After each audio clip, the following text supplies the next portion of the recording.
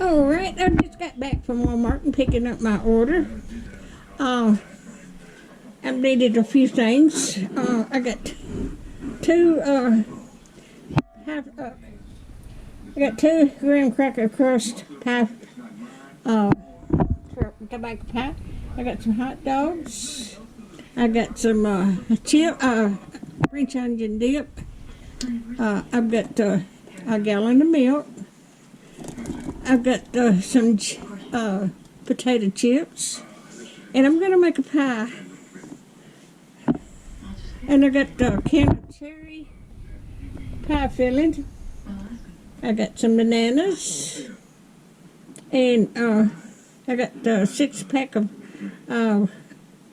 chicken breast, and I got some Cool Whip. I got some bread. I got some hot dog buns.